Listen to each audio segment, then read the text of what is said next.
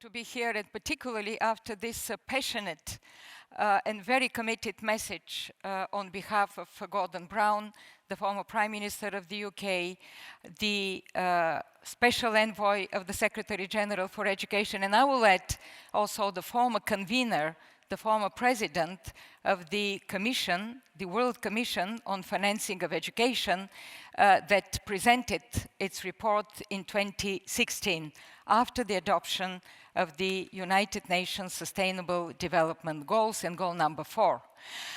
Before I invite the panel to come and join me here on the stage, I would invite you also to listen to a message of Filippo Grandi, the High Commissioner for Refugees of the United Nations. The Rewired Summit is demonstrating the ingenuity and creativity that exist within the education sector. They're helping us shape the future of education, allowing it to be more positive, accessible, and inclusive for all. I congratulate the United Arab Emirates and Dubai Cares on their continued leadership in this area. But ingenuity alone will not enable the millions of forcibly displaced children and young people to access quality education. Greater financial investments are also required. In 2019, an alliance of education actors and co-sponsors came together at the Global Refugee Forum and generated over 200 pledges to strengthen education for refugees. And while significant progress has been made against these pledges, and particularly in the inclusion of refugees in national education systems, the pandemic now threatens to reverse the important gains we have all made. Today, as we start here in Geneva the high-level officials meeting and the third day of the Rewired Summit, it is critical that we do not forget the millions of forcibly displaced children and youth who aspire to a better future through quality education opportunities. UNHCR and the World Bank estimate that $4.85 billion is required to ensure that all refugees have access to quality education.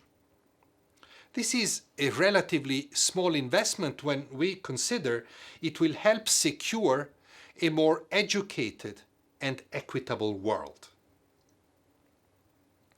As we invest in the future, this also means ensuring that refugee learners and the communities that host them have access to the latest educational tools and innovations alongside their peers. We know that as the world turned to digital tools to provide continuous learning opportunities during the pandemic, 78% of refugee children and young people were left out, digitally divided from their peers and from the globe. We need to address this divide. This is why UNHCR is launching the Refugee Connected Education Challenge and is calling on all actors investing in connectivity and digital learning to ensure their contributions also meaningfully include forcibly displaced learners around the world.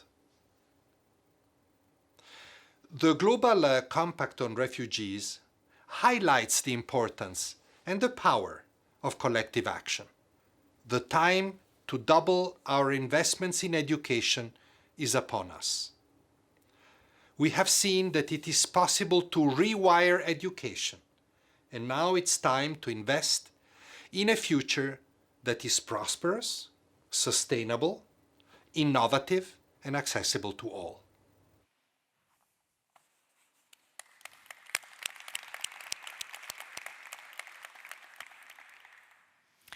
Now, ladies and gentlemen, allow me to invite the panelists to the stage. I would like to invite the former president of Estonia, Madam Kersti to come and join me here.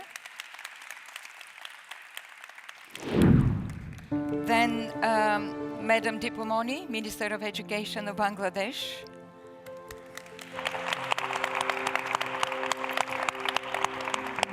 And also it gives me enormous pleasure to invite the former president of Tanzania and chair of the board of the GPE, the Global Partnership for Education, President Kikwete. Please come and join us.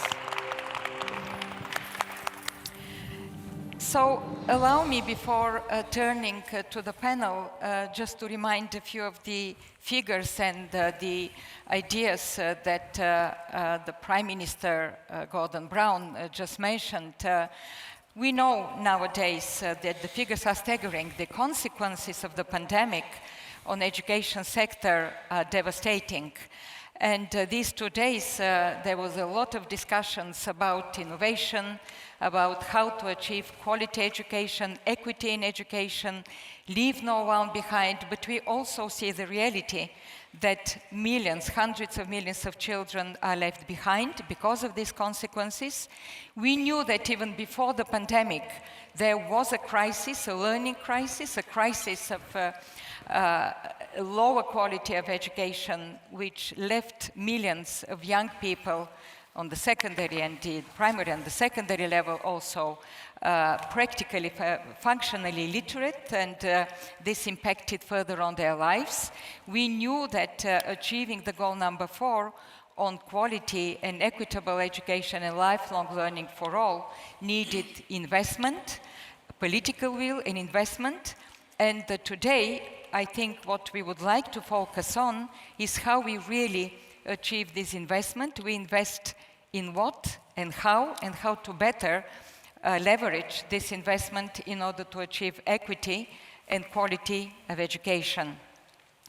Just a very, I think, relevant reminder, because particularly with President Kikwete, we were working in the Commission on the Financing of Education that was chaired by Gordon Brown at that time, and this commission came with recommendations to make the biggest investment in education in history, to expand this education investment in history, so that by 2030 we will achieve the sustainable goal number 4.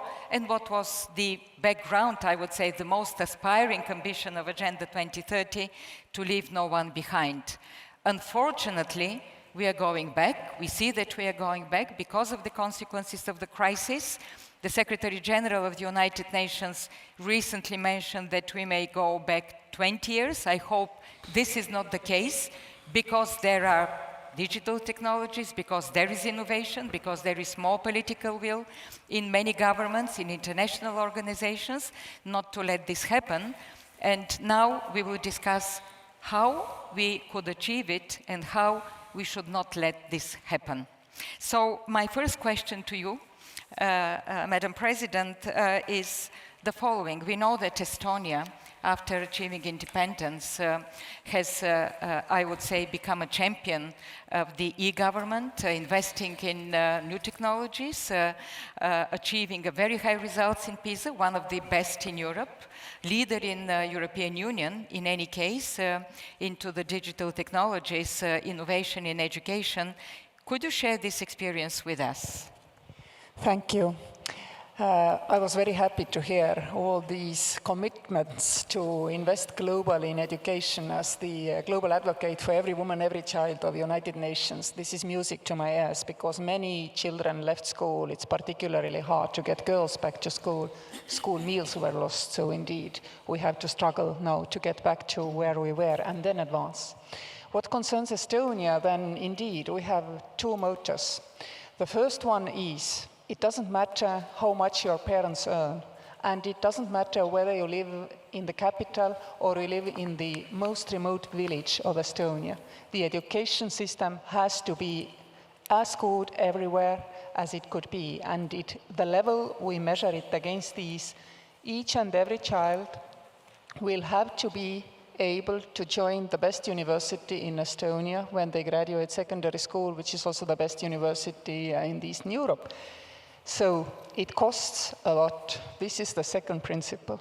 Teachers have to earn at least 120% of the average salary. This is a cross-party agreement, which I have to say is not every day fulfilled, but at least there is always the pull towards that. And the whole exercise costs us 5.5% of our GDP. So unfortunately, this proves everything which has been said here. It is expensive. Nowadays, of course, technology comes to our help. Some village schools, for example, to avoid school closure because there are too few pupils in the school, offer the curricula also to Estonian children studying elsewhere, living elsewhere. As you rightly said, Estonia is a digital governance model, and education, therefore, in Estonian language has to be available also online. We're also gathering all of our pandemic-created digital lessons into one database so that children can learn from the best teachers. If, they, for example, they missed school or they lacked something in their own lesson, they can therefore turn to supported systems of the Ministry of Education. And also we are reaching out globally. For example, in Kenya, it is Estonian company OPIC, which is digitizing all Kenyan school curricula to make sure that, for example, Kenyan children as well can learn online. This is very important for us to contribute globally as well. Thank you very much. I would like just to pick up from what you said, 2 points. I think they're very important. First, you mentioned that Estonia is dedicating 2.5% of its budget to education. And I would like to remind that in the goal number 4, the target was to allocate between 4 and 6% of the budget. So I would like really to... Not from budget, GDP. From the GDP. Yes. From the GDP. So from the budget, right. It's 3 times more. Right, from the GDP. I agree with you. Yeah, you're right. So it was 4 to 6% from the GDP to allocate to education. And this is a goal that has been approved within the goal number 4. And we know, unfortunately, that many governments, because of the financial crisis, are cutting on their budgets. Unfortunately, the international aid for education also is being shifted to other priorities. And if you look at the figures of how much different governments were educating support in order to mitigate the consequences of the crisis, unfortunately, the financing for education is very negligible. And what may happen in the future, we don't want to see another lost generation into the making, because we know that in the low income countries, some of even the middle income countries with the big disparities inside and inequality, millions of children were out of school and may not back to school. There are different estimates. UNESCO estimates 11 million, the World Bank estimates somewhere around 7 million, and most of them are girls. And I do consider that this is an extremely negative consequence of the pandemic and has to be addressed. And with these words, I would like to turn to Minister Dipu Moni. I have been following developments in Bangladesh for the last 10 years, and I have a lot of respect for the Prime Minister Sheikh Hasina and the political leadership and commitment to education, to girls' education, one of the first countries to achieve parity in primary education and moving very fastly also into parity in secondary education in the country, that through investment in education and recently, I would say in the digital, in the technologies, moving has been already moved from the least developed country to a developing country.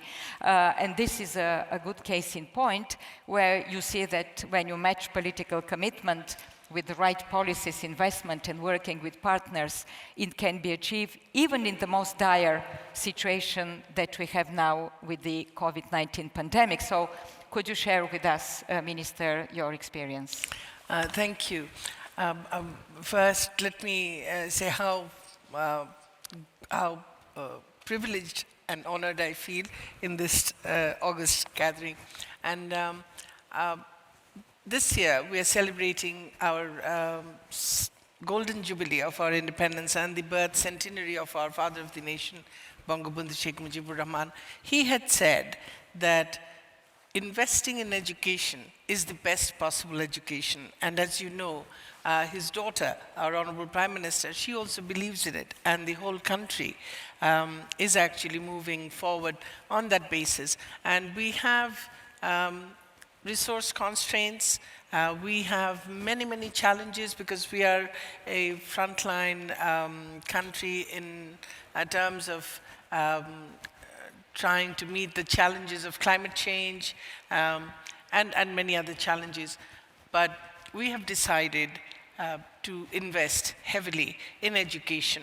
At the moment, we are not able to spend more than 3% of our GDP, but it's increasing. Because at the stage of development that we are in now, we are having to heavily invest in infrastructure development, whether it's the ICT infrastructure or the roads, bridges, that kind of infrastructure, or it's the electricity. And we have to invest a lot in food production as well, because it's one of the most populous countries in the world with more than 160 million people, so we have to feed them.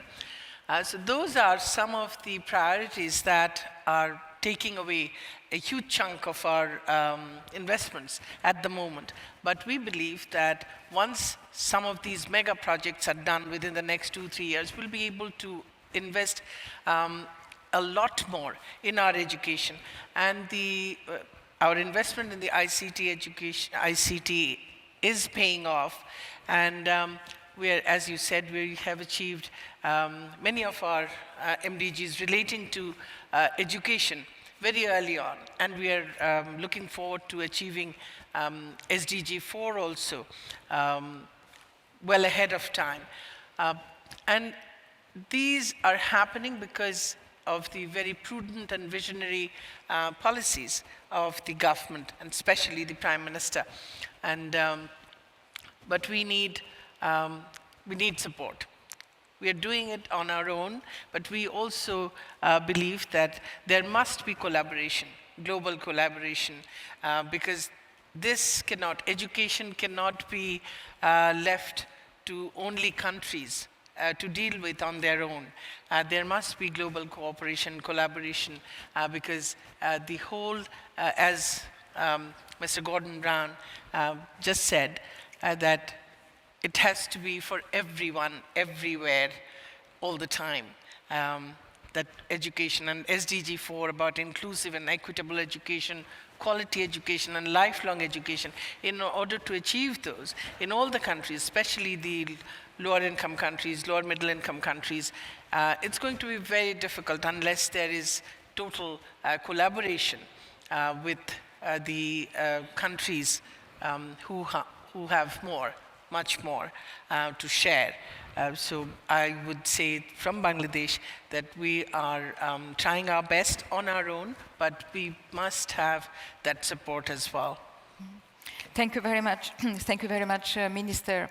You emphasized indeed the combination between national efforts, political commitment, investing national resources, but also the need for international cooperation, because education and goal number 4 is a global public good, and it's very much linked to the achievement of all the other 16 sustainable development goals. They're very much interlinked, very much interdependent, and to a great extent the human security that is focused nowadays with the pandemic, health, decent jobs, environment, climate change, very much depends also on how we achieve goal number 4 for education. And speaking about international cooperation and the fact that unfortunately because of the pandemic we are seeing almost 2 billion of fall into the international aid for education, international development aid for education from its peak in 2018, I would like to turn to President Kikwete, the chair of the board of the global, the GPE Partnership for Education. Mr. Kikwete, you have been a successful president, investing also a lot in education, improving all the benchmarks in this area. And now that you have taken this very important responsibility of the Global Partnership for Education, how you see it both from the point of view of financing of education, of convincing donors to continue investing in education, but also to look for the results and to look at how we can really look at the learning outcomes out of this investment. Well, thank you. Is it working? Hello? Hello?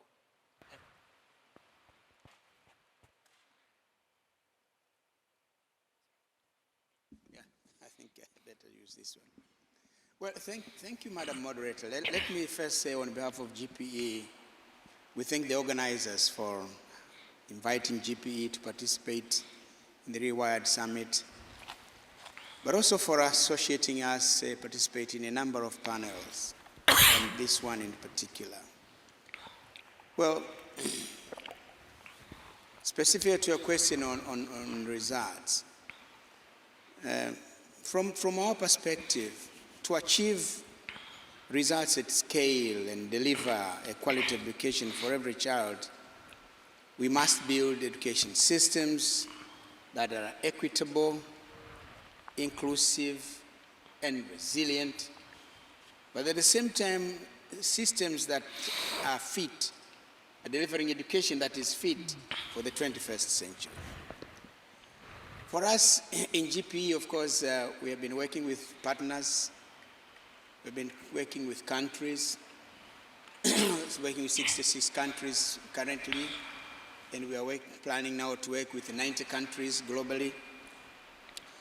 And since 2002, GPE has been able to raise more than $7 billion for education. And this $7 billion has had demonstrable results. 160 million more children are in school in GPE partner countries, and more children are completing primary school.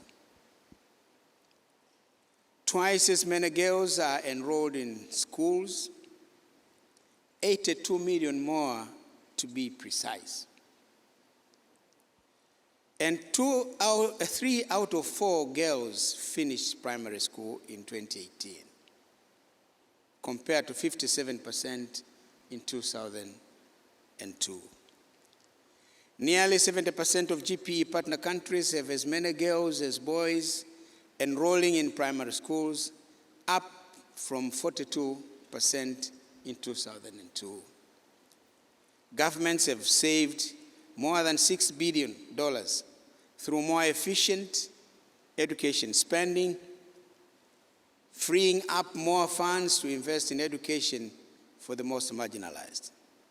These are results we can achieve when we work together in partnership and bring our resources and our collective commitment to education in unison. In the context of a well-documented learning crisis, GPE is working to transform education systems for learning at scale. How are we going about this? First, at country level, we are helping governments to identify and prioritize reforms that will have a transformative impact. Then we help align all partners behind these priorities and crowd in funding and expertise to drive change. Importantly, we apply a gender equality lens to everything we do. The girl child is a priority. Second, by leveraging our unique partnership to mobilize more and better financing for education. In this regard, in July this year, GPE raised $4 billion from donors to help transform education systems in up to 90 countries and territories over the next 5 years. This will enable 175 million more children to learn. You remember this is the summit held in London in July, co-organized by Prime Minister Boris Johnson of the UK and President Uhuru Kenyatta of the Republic of Kenya. The summit also saw unprecedented support from businesses, private foundations, and development banks who have mobilized more than $1 billion towards innovative financing instruments.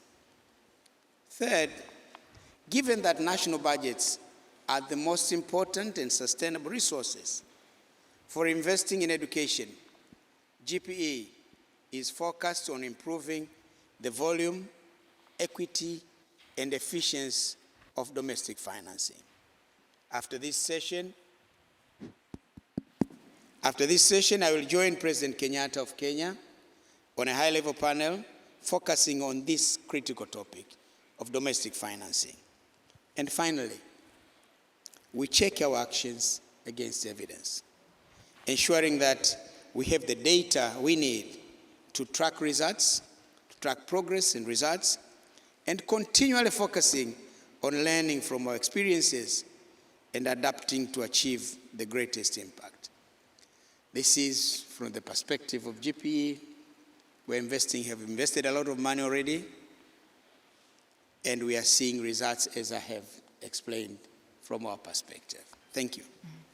Thank you very much. Thank you very much, Mr. Kikwete. It's very impressive indeed what the GPE has done all through these years, and I'm sure that progress is there, but you will agree with me that we aim high.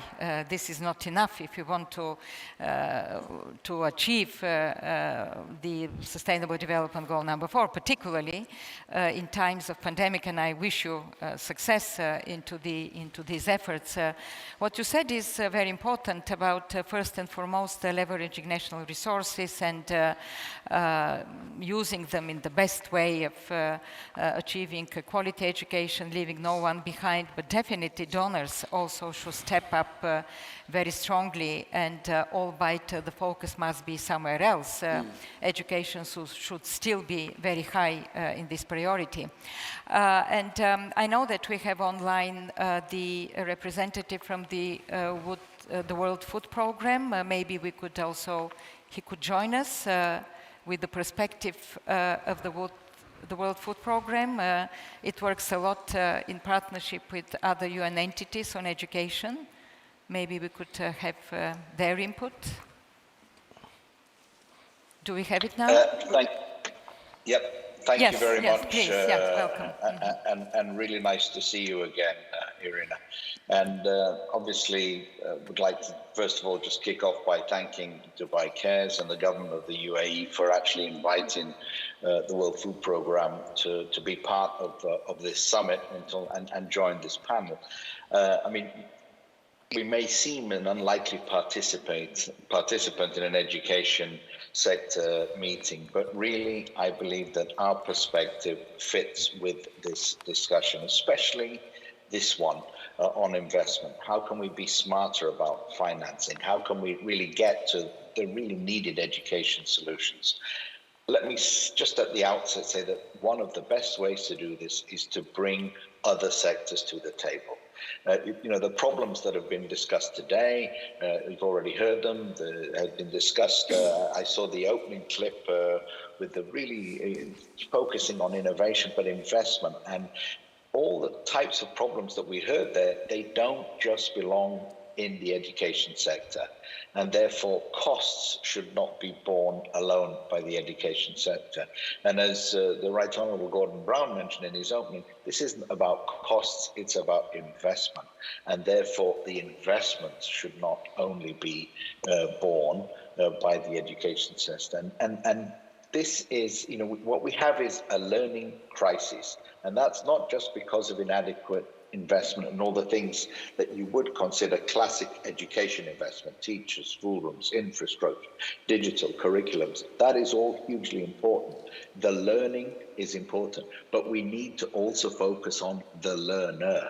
And a lack of attention to the well-being of children, the well-being of the learner, their health, their nutrition, is not going to get the learners into school. If there's nothing to eat at home, or even if they get to school, you're not going to learn if you're hungry or sick. So a lot of work needs to be done in those multi-sectoral connections. So these investments are investments in human capital. You've heard that. And the Minister of Education needs to be at the same table with the Minister of Health, Minister of Social Protection, and above all, the Minister of Finance, to help solve these issues. Because if we think and invest in individual silos, individual programs, that will get us a certain way, but it will not take us as far as we need to be.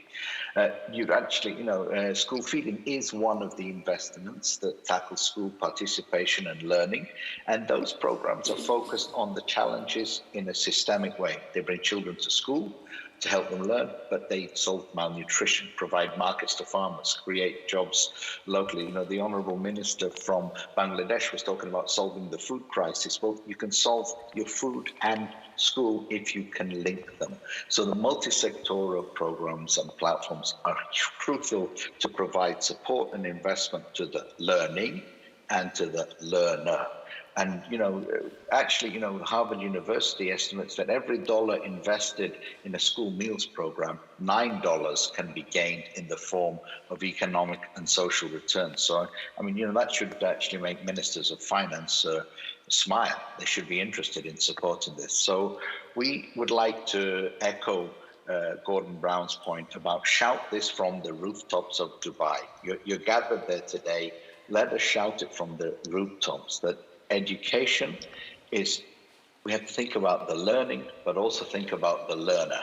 And those are things that we should challenge as you're discussing there today. And a thought for the future, this is, we do have now a school meals coalition launched by 61 governments, 58 partners that actually are working to connect all these sectors to make sure that no child goes to school hungry, no child misses school, that we meet the Gordon Brown's challenge so that it's all children in all countries. And we would like to think and call from the rooftops of Dubai that school health and nutrition should also feature prominently as an area for special discussion in the Education Summit next year that Gordon Brown also mentioned in his opening. So thank you very much. Yeah, thank you very much. Extremely important message, I believe. Thank you for calling that all the different sectors are invited to the table when we speak about education. It very well reflects the purpose of Sustainable Development Goal, and particularly when you say that a hungry child that goes to school cannot learn. And we have to look at education system as in a holistic way, as an ecosystem, as a socializing even place where kids go and they achieve different skills. And if we don't bring others into the table, different other ministers and Minister of Finance and others, we will not achieve our goal. I would just ask, Madam President, how did you do this in Estonia? Because I think bringing everybody on the table sometimes in an administration is not an easy task. What were your arguments? First, I would like to stress that we find GP and other related programs very important. That's why every Estonian, from the smallest baby to the oldest man and woman, contributes €1 a year to these programs. Food is extremely important part of education, and school meals in Estonia are free. to all children.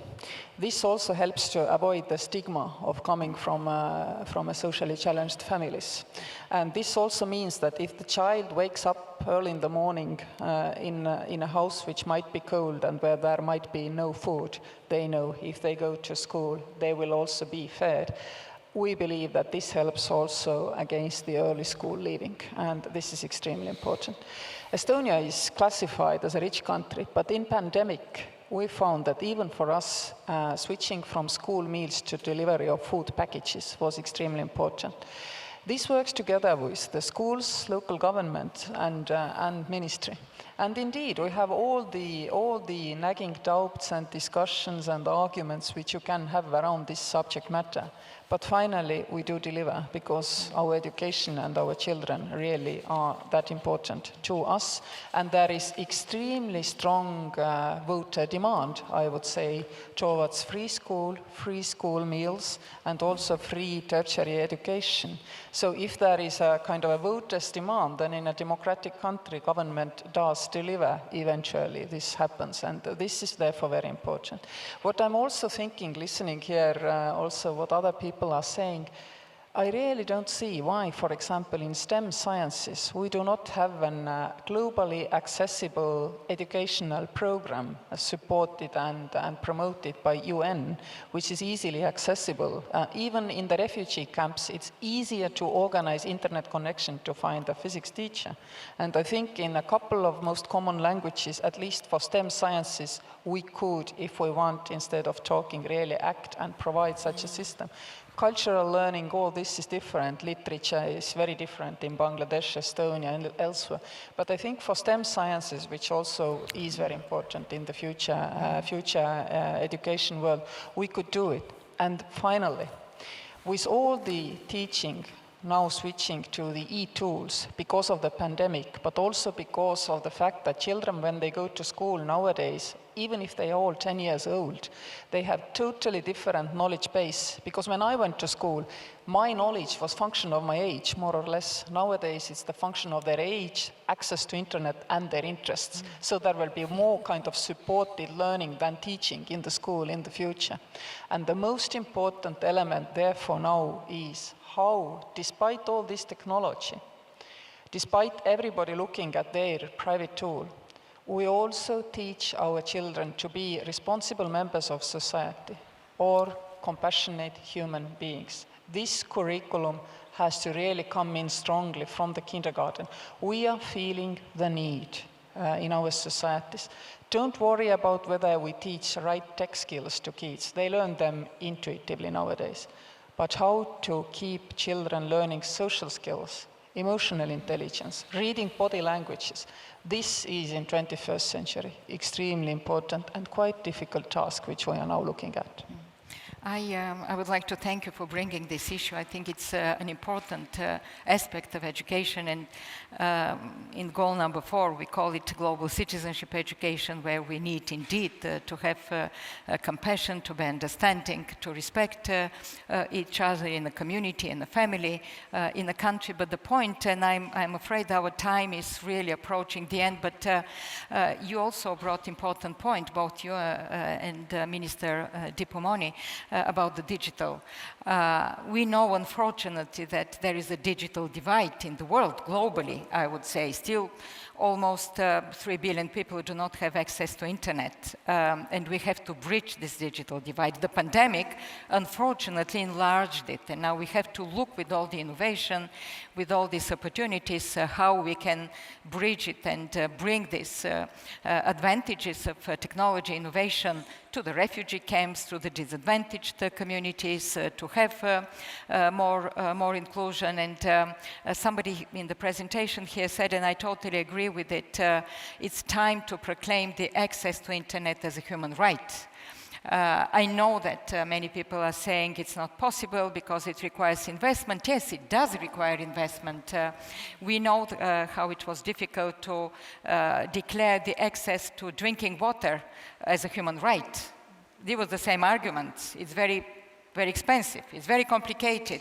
But the United Nations achieved it. So now we have it. And in an era where we have digital all around us, our health, our education, our jobs tomorrow, our environment will depend on the digital, and we have to proclaim this, and we have to invest in that. But I would like to ask Minister Moni, yesterday during a discussion you said that investing in the digital requires not just investing in technology, but in the skills. And I know that you have done a lot of advancement in Bangladesh, in your country. Can you just briefly, if you can, develop this idea? Yes, we declared that Bangladesh will be a digital Bangladesh by 2021. And we did that in 2008 when most of the world, they were not talking about going digital fully. And at that time, it was people had misgivings about it. But our leadership went ahead with it, and because we believe that this is a tool. This is not just technology for the use of technology per se, but it's a tool to education, it's a tool to access to healthcare, it's a tool to having a better quality of life. So it's technology for knowledge, technology for services. Everyone must have access to it. And how can we make it affordable to everyone in the country, regardless of where that person comes from whatever educational or economic or social background they come from. And that is happening today in Bangladesh. And that is why probably we are doing so much better than probably is expected from a country in its present economic state. So we are heavily investing in that as well, building the infrastructures and giving people access to it. But we do believe that, and I thoroughly agree with Her Excellency, that education, it's fine when we talk about STEM, and it can have a global kind of curriculum because it's the same everywhere, technology, but the other things are contextualized in terms of where we are from our own country perspectives. But whatever education we give, ultimately, what is the goal? Having a responsible, compassionate global citizen. And in order to have that, we must invest in our education system where it is taught, where it is practiced. Empathy is practiced. You engage with the community, you engage with your peers, and you learn. And it's experiential learning. And only then we can build that kind of a society, a global society. So we are trying to do exactly that, so that our children become compassionate, global, responsible citizens with empathy, with tolerance, and that is the goal. And digital, I think, this technology will also help a long way, and that is, we must, when we are investing, it's not just the investing for all, but also keeping in mind that there are disadvantaged groups of people who might fall through the crack. So there must be this twin track approach. While you are funding for everyone, we must look out for those cracks and for those disadvantaged groups, and make special allocation for those people. We are also investing heavily in girls, and we are getting benefits from that. So thank you. Thank you very much, Minister. Now my last question to Mr. Kikwete, and then we have to wrap up. There is a lot of unfinished business. We know that even before the pandemic, and GPs, as you just mentioned the figures, is strongly investing in getting kids into school, into the primary education, out of school children, of building the necessary infrastructure, of investing in teachers. So we had a learning crisis and quality of education. There are two, I would say, aspects of this. The unfinished business, which was even before the adoption of the Agenda 2030.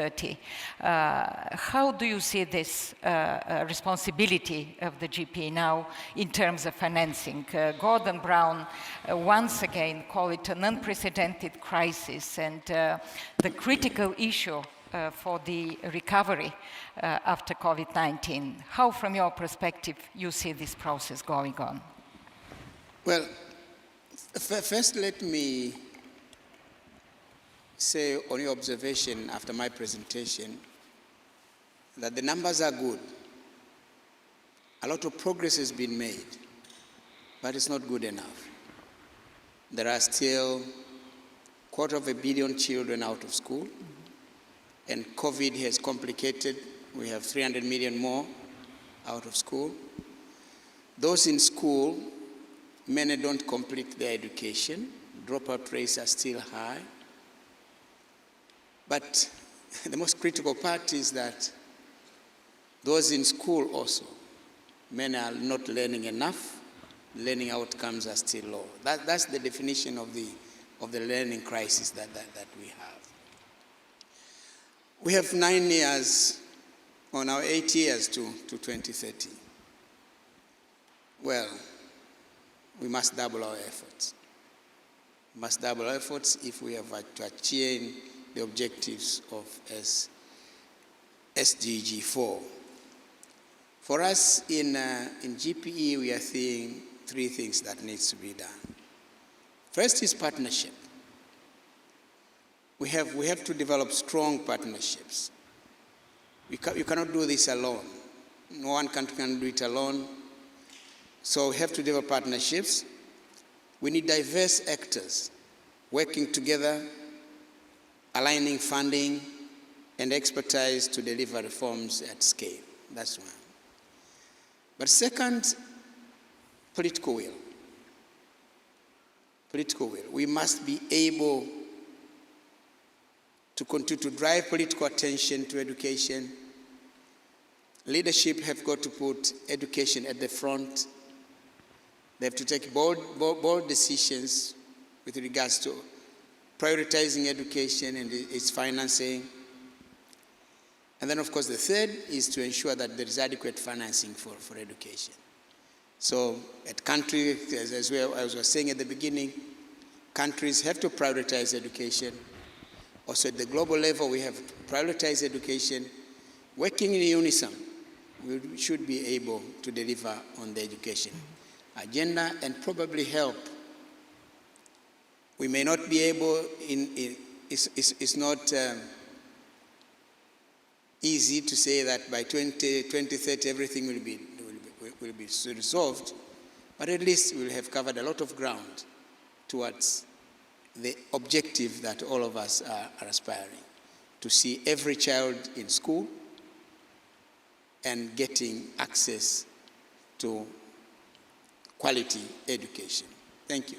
Wonderful. I think you wrapped up our discussion in such a perfect manner, and maybe nothing more to add to your 3 points. I just want to say indeed that we need strong political will on behalf of governments. We have to rewire education, as is the topic of this conference, to put it once again in the global political agenda. And I hope that the next year's conference in the United Nations will do exactly this. And this is a wonderful contribution, this conference, to the success of the next year's summit. So thank you once again, and thank you all for being part of this discussion.